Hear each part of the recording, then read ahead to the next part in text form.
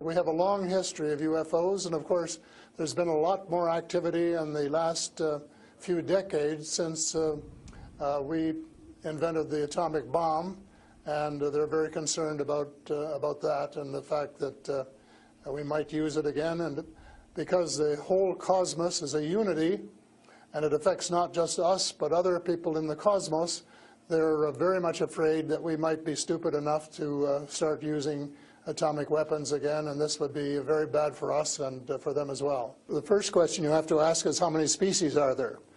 And I used to think there were, between 2 and 12. And Apollo astronaut Edgar Mitchell, who came to Toronto a few years ago and had dinner with us, agreed there was somewhere between 2 and 12. But the latest reports that I've been getting from various sources are that there are about 80 different species, and some of them look just like us, and they could walk down the street and you wouldn't know if you ran, walked past one. And they're what we call the Nordic blondes, and also the tall whites, who are actually working with the United States Air Force in Nevada. They're able to get away with that. They had a couple of their ladies dressed as nuns went into Las Vegas to shop, and they weren't detected. And I have a friend who saw one of the men walking along the street, and somebody who would recognize that they were different, and he did. So they're those kind, and then there are the short grays, as they're called, and they're the ones that you see in most of the cartoons. They're have very, very slim arms and legs, and they're very short, just a little over 5 feet, and they have a great big torso and a great big head and great big brown eyes. They don't want to tell us how to run our affairs. They have accepted the fact this is our planet and that we have the right to run it, but they're very, very concerned. They don't think we're good stewards of our planet. We're not. We're clear-cutting our forests, and we're polluting our rivers and our lakes, and we're dumping sewage in the oceans, and we're doing all sorts of things which are not what good stewards of their homes should be doing, and they don't like that, and they've made it very clear. And as a matter of fact, they have given us a warning. How? And this has come from more than one source. How have they made it clear? What have they done? They have talked to people.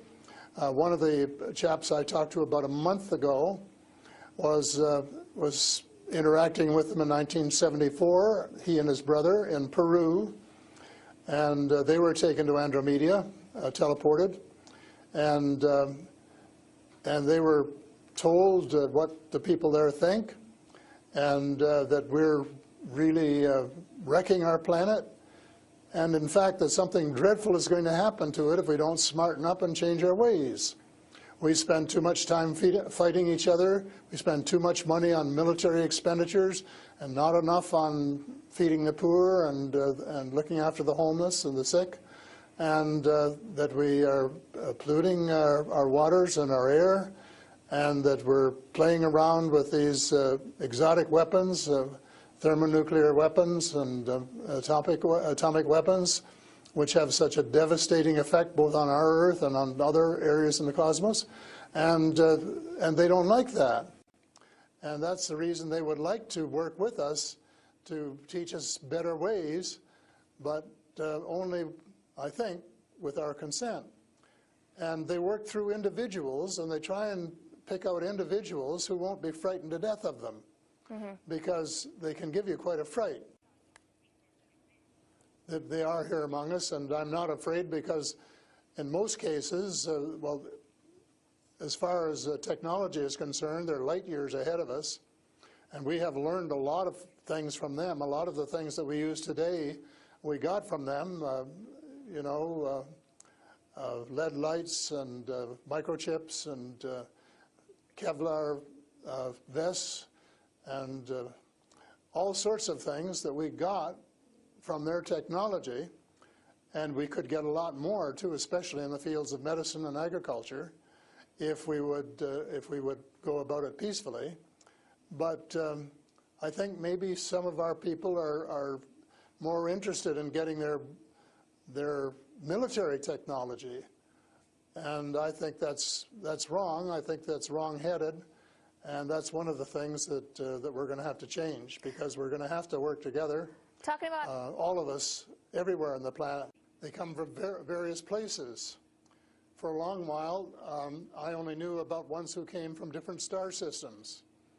The Pleiades and Reta Reticula and several other star systems. But in the last few months, I have met people who have made me aware of that there are some in our star system, and that there are actually extraterrestrials who live on a planet called Andromeda, which is one of the moons of Saturn, and that there are others on Venus and some on Mars, and that they may be interacting between themselves. I suspect that they are, because there is what is called a federation of these people, and they have rules. For example, one of the rules is that they don't interfere in our affairs unless they're invited to. And that's one of the reasons probably that we haven't seen more of them until very recently.